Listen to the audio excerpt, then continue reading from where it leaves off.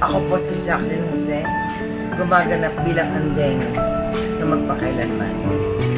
Si Andeng, hanggang elementarya lang ang tinapos niya at nakapag-asawa pa ng isang irresponsible na sila. Madaling inihit ang kanyang ulo, dala na rin ang marami nitong pinagdaanan sa buhay.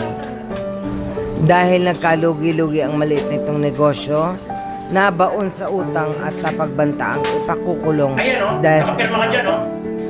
dahil na rin sa kamangmangan, mapipilitang ipambayad utang ang sariling anak.